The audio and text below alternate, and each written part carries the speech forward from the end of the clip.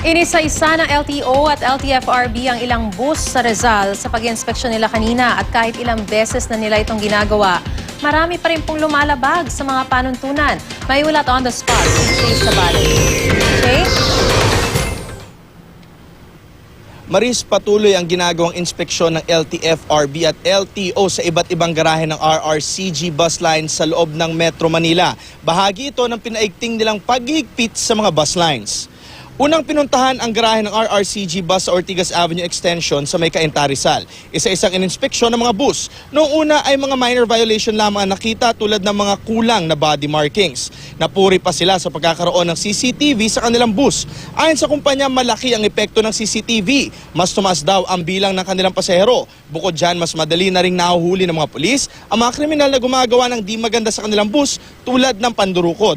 Gayunman, walang lusot ang 3 unit ng bus na nakitaan ng major violation tulad ng pinagpapalit-palit ang plaka at mga chassis number at motor number na di tugma sa records ng LTFRB. Kaya may impound ang 3 bus. Ang isa sa mga ito ay may sticker pa ng Batangas.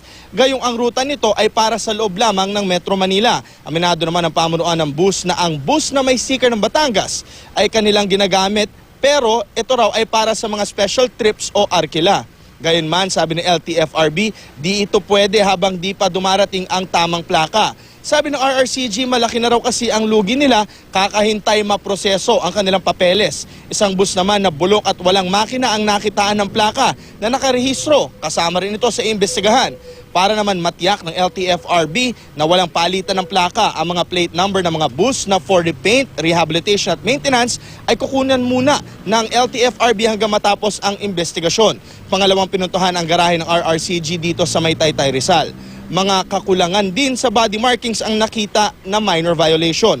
Isang bus mali ang may impound dahil hindi rin tugma ang chassis, motor number sa plaka. Ang mga bus na na-impound ay ilalagay sa LTO main office. 2 bus din ang grounded ngayon sa Taytay Station o di papayagang bumiyahe dahil hinihinalang mga peke ang plaka nito.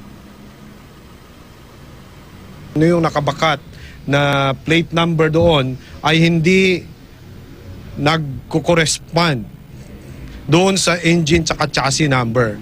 So yan ay malaking katanungan sa amin at kung bakit yung plaka ay nilagay doon ay hindi para doon sa nararapat na unit na yon. So that is subject for impounding. Kino-consider namin na wake-up call para itama namin ang lahat ng mga administrative flaws na we've been committing over the years.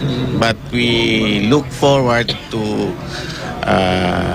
compliance to the requirements of the regulation of the LTFRB. Mula naman na dito sa RRCG Taytay Rizal Bus Station, nagtungo naman ang LTO at LTFRB inspection team sa kanilang garahe sa May Alabang at kasalukuyang ginagawa ang inspeksyon doon. Maris? Oo, Jay, hindi biro kasi yung mga violations o mga paglabag na ginagawa nitong mga bus na ito. Gaya halimbawa, nung sinabi mo, nagpapalit-palit ng mga plaka tsaka iba pang mga minor violations. At mukhang hindi na talaga sila natatakot no, sa mga otoridad kahit pa medyo dumadalas na yung pag-iinspeksyon ng LTO at LTFRB. Bukod ba sa impounding, ano pa yung nakikitang solusyon ng mga otoridad para mas sumunod naman ang mga bus companies na ito? Bukod dun sa impounding na kanilang gagawin, sinigurado sa atin ng LTO at LTFRB na 3 times a week ang gagawin nilang inspeksyon sa mga garahe na mga bus lines dito sa Metro Manila. At pag natapos daw nila ang inspeksyon naman sa mga garahe dito sa loob ng Metro Manila, gagawin din nila ang inspeksyon pati na rin sa mga garahe sa mga lalawigan ng mga bus lines. Maris? Tsaka siguro yung parusa na talagang makakansela na yung prangkisa kapag talagang lumabag pa sila. No? Maraming salamat sa iyo, Jay Sabale.